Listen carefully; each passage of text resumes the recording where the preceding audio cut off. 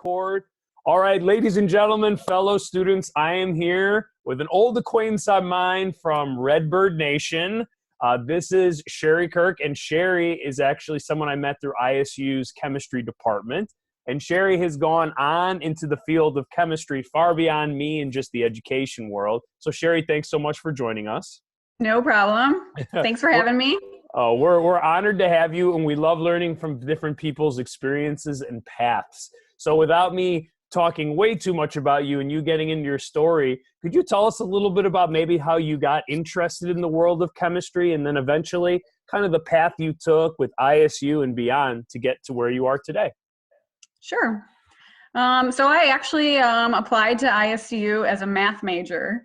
I thought that I wanted to be a math teacher. And I started taking math courses freshman year, and I was also interested in sciences, so I was taking chemistry as well. And ultimately, I decided math was not for me, mostly because I was not very good at it. Fair enough. And so I kind of started going down the chemistry path. I think I actually ended up changing my major roughly 7 times in college. So if you don't know what you're doing right away, it's totally cool. I ranged anywhere from math, physics, speech pathology and audiology, physics education, pre-pharmacy. And then I realized that I really loved the idea of like drug discovery. And so I started doing chemistry, and I realized I don't want to be a pharmacist. I want to actually do the work behind what happens in making drugs and things like that. And so I pursued my my chemistry degree and went straight into my master's, doing organic synthesis, but in an inorganic lab, which was pretty cool. So could you tell us, forgive me, organic synthesis, what in layman's terms, kind of what does that mean? Are you just creating new molecules, or? Yeah, so essentially what we were doing was very basic chemistry, understanding like how an element works and being able to take, so what we did, we would take a metal, and so a metal can have multiple coordination sites where you can put different other molecules attached to it. Okay. And so it was very fundamental, understanding how can I control this metal and how can I control what gets attached to it. And so a lot of it was making the base molecules and then seeing what happens when I added them directly onto a metal. And so I did a lot of instrumentation, or used a lot of instrumentation to identify what I was putting on the molecules. And it was just fun, like working in the lab and just trying to figure it out, solve a problem, and it was pretty neat. And so then from there, after my master's, I wrote a thesis on the work that I had done, and straight out of my master's, I got a job working at a pharmaceutical company. Wow, awesome. Yeah, and so I worked there. I was actually the 5th person who started in that job, so it was a startup. And it was working with generic drugs that had already existed. So a lot of what I was doing was not brand new, but it was brand new in that they were looking to take existing drugs, and instead of them being in a pill form, how can we make them into like a nebulizer or a cough syrup? So just finding different ways to take the same drug and put it into, different types of drugs. Wow. Is there like a game plan when you're like, all right, we're going to take this and make it into cough syrup? Do you have like a game plan, or is it like sleeves rolled up, let's start dissolving this and seeing what this active ingredient does in this oil or something like that? How does that work? Well, so a lot of it is, people's past experiences. So reading up on literature and understanding, this type of drug is going to be soluble in this type of matrix, like an oil matrix. Okay. And so basically taking what you've learned, through your career and through reading literature, and then just going into the lab and seeing if it works and tweaking things a little bit. It's a lot like doing formulation is a lot like cooking. Okay. And so, but you're cooking without a recipe. So you're just kind of like adding things in and seeing what happens. And so knowing, what you've learned in the past and what you learned in literature to then apply it obviously helps. But a lot of it is just, try it out. That's awesome. No, that's great. So this is a pharmaceutical company that was trying to take something and make it in a different form, but also generic. And by generic, do you just mean it's not name brand, so it's more affordable? Yeah. So the drug was already existing in the industry. You could have bought it. And so we then took it, and because there is a name brand, when you then go and make the same thing, you might have different, same raw material, maybe different supplier, then you could be named generic. Sure. And so it was already like an existing drug that we just kind of modified a little bit. No, thank you for clarifying that. I think pharmaceutical is obviously a huge opportunity with the world of chemistry. And I think a lot of my students are interested in something related to medicine or the medical field. But I try to tell them that you don't have to necessarily be a doctor or a nurse practitioner or nurse to be in the medical field. You could be, like you said, not the pharmacist, but the person who creates it that eventually gets the pharmacist's hand. So I think that's something it's easily overlooked, because in chem class, we're just learning chem and we forget like that there's a lot of jobs that go into getting it into the doctor's hands. So that was cool. Thank you. Yeah. So I worked in that role for about 3 or 4 years, and it actually moved me to Phoenix, Arizona. So I lived there for probably 3 years. And then I actually was looking to come back to the Chicago area. Shocking, I know, from beautiful Arizona, but and I got a job with another startup that took natural oil and would do metathesis and make essentially petroleum alternatives. Okay. So, And by petroleum, guys, what exactly are we talking, just in case they're not following you completely on petroleum and metathesis? okay. Yeah. So, well, petroleum-based products, come from, drilling oils. And so we would take soybean oil, and there's a process called metathesis where it essentially you react it with a catalyst. Okay. And then you take the oil. So an oil is like a triglyceride. It's got like these long chains, but they also have double bonds in them. And so the catalyst would essentially break up those double bonds and make short chain carbons, and then longer chain. And so based on where the double bond was, we could kind of control the chain length of the carbon molecules that we wanted. And so what we would make, it would be like paraffins, which is just a long chain carbon structure that is very popular in cosmetics. Mm-hmm. And then there's also a lot of what we were making were things that were going to polymers. So essentially what we would make would be like a building block that somebody else could then take and make something from. But rather than be from drilling oils, they were from a natural source, which is obviously renewable and very important for the environment. And so I did a lot of, actually started there building the process to build a biorefinery. Wow. So I worked with engineers to develop the actual method in which they were going to do the metathesis, how they were going to then make the shorter chains, because you had to do it like distillation, so you had to separate things from itself. And so we developed the process and the conditions to do that. And then we actually in 2013 made the first world scale biorefinery that used metathesis. Well, that's awesome to have your mark on that. Yeah. And so then we were able to make these materials, and then I worked, I transitioned more from a synthesis role to a business development role, where so now we have these molecules. I need to go talk to customers and see if they're interested in it. And so I actually worked as a project manager for it was a C10 methyl ester. So it's just a long chain with an ester at the end. and it worked as a solvent. And so it actually is a really good cleaner, and it went into things like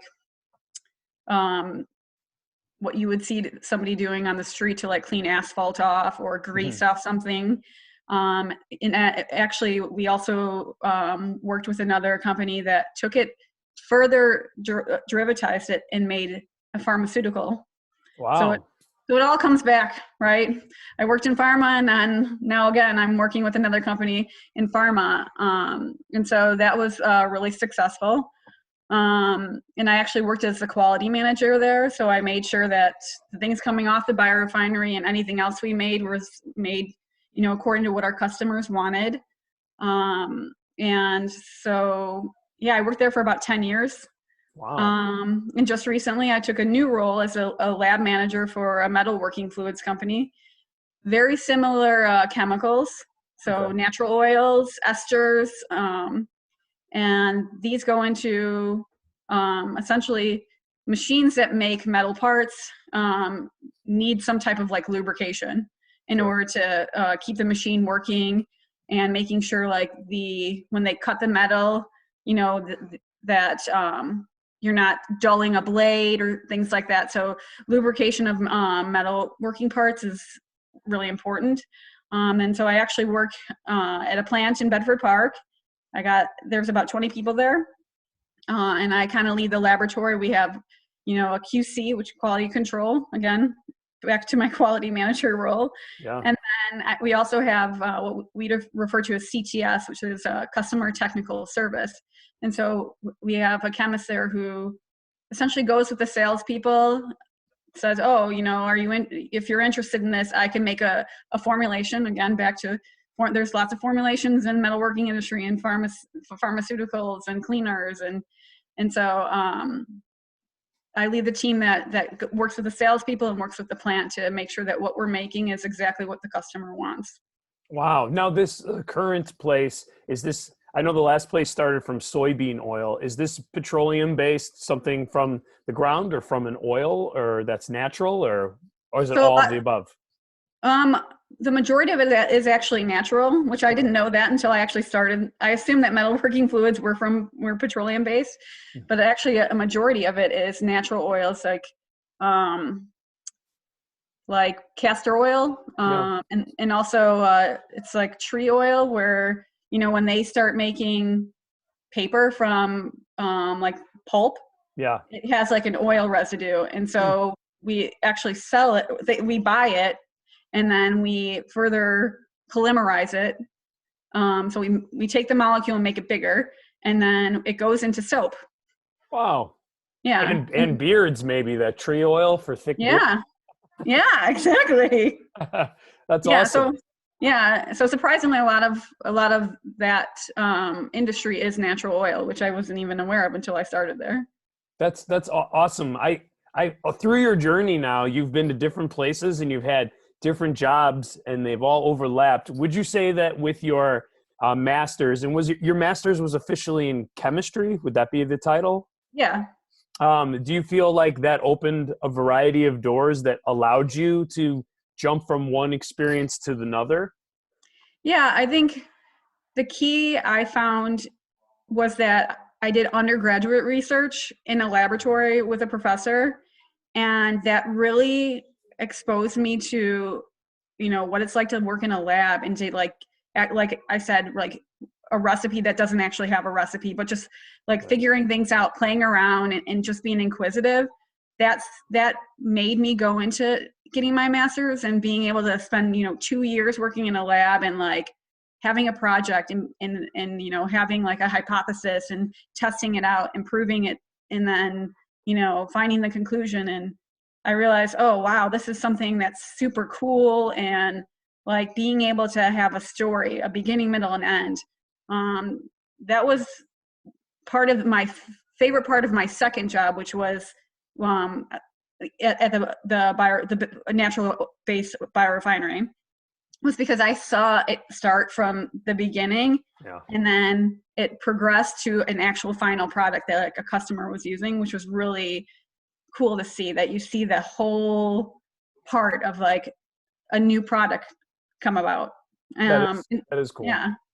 I would say one thing, I want to give a plug to ISU Chemistry because I think they do a great job of allowing undergraduate research when Yes. not all universities have that available because there's so much crowding with graduate work in that undergrads don't get the opportunity. But I felt like they really made you feel invited when I started there, that you could get into research if you wanted to, which isn't always the experience at every university. So that's Right. cool you got to experience that. Were you with Dr. Greg Ferentz? Yes, Yeah, exactly. Yeah. the Yep. man. The And man. then also, I wanted to talk about when you were doing this recipe in that. And I think that's why a lot of chemists, I love to bake and cook. And Yeah. I think it's not a surprise. They overlap, like you said. But what is it like when you're trying to make that formula and recipe? I mean, it can't just happen the next day. So is there a lot of failure involved? Is there a lot of scratching your head, frustration? Could you kind of walk through that process of what that's like to create that formulation? Yeah. So my big saying is, and when I tell, the people I work with is, when you're working with something and it's brand new, all data matters, right? Everything, whether it's good or bad, because it helps you to figure out, what avenues to take. So when you're working with like a formulation, a lot of what we're doing now is determining whether formulations are stable. So you'll mix things up. Sometimes you got to like heat it up to get it into solution. A lot of metalworking fluid is oil and water. Oil and water are separate, and so you have to use a lot of chemicals to get them to be one solution. And so you're bound to fail, and you're bound to find things that aren't stable. And it's just a matter of tweaking things at a certain percentage, and you're always going to, walk in and see something that works and then walk in and see something that doesn't. And then you just got to tweak the recipe a little bit. Oh, I put this in at 10%. Maybe I need to back off and put it in at 5%, or maybe I need to increase it to 15%. And so it's all a matter of understanding that you're going to fail, and failure is good because it helps you to transition into a different thought process that will eventually be successful. Yeah, it's true. That famous, everyone quotes Edison. He made 900 ways not to make a light bulb, but really he was just figuring out what worked and what didn't. And I think that's an excellent point and something that we don't do the greatest in high school chemistry. We set them up for success. We give them a reaction that we know is going to work and be successful. And I think probably that failure side of things is when we really started learning it in college and organic and inorganic labs, when you spent these hours and it didn't work out, it's part of the process. So that's really great you mentioned. I want to respect your time. I appreciate you coming on so much. Just really quick as a wrap up, perhaps, are there any skills or ideas that you would suggest to high school students, maybe interested in the field of science, or anything at all that you've learned over the years that's important for any job or whatever, anything you'd like to share? Yeah, I think that when you go into college, I think it's important. Maybe you have a mindset of what you want to do. And I think it's important you go in and take a course that you probably normally wouldn't take, just because it might actually spark an interest in you. I also think that if you really are interested in chemistry, go to a professor and knock on their door or find their office hours and just go and be like, this is what I'm really interested in. And it could open up a door for you. I'm a big proponent of, women in sciences. And I try to volunteer at schools and talk to students about the sciences. I think it's important to keep that interest, because when it comes down to it, everything is made out of chemicals. We're all made out of chemicals. So, if you really have an interest and you just got to ask questions and find people who may not know the answer, but are willing to steer you in a direction. But yeah, I think that I've always been a simplistic person. And so I think chemistry works for me because I always want to understand and get down to what's like the bottom line. And it is that we're all just made of chemicals. Yeah. I think that's well said. And you highlighted some really great things like leaning in, asking questions. And we've had other people interview as well who have mentioned like the worst thing that could happen when you ask someone a question is they could either say no, they could say yes, or they could simply answer it or say they don't know. But you don't know until you ask, and you find that it's not really that horrible of a feeling if you ask for an opportunity and they just say no, you move on. So taking advantage of that, I think people who are passionate and step into life like that tend to get to where they're going much faster. So I think that's wonderful advice. I appreciate you bringing that up. So Sherri, I want to really thank you for the opportunity. It's nice to see you. I'm so glad we ran into each other randomly at Costco like a year ago. But go ISU Redbirds. Go to you. Good luck with everything during these strange times in quarantine. But again, thanks so much for just giving us a glimpse into what your daily jobs have been like, because I think this opens up a door, an avenue for my students to see if they might fit in that world as well. So thanks so much for your time. No problem. Thank you. Oh, my pleasure. I'm going to hit unrecord.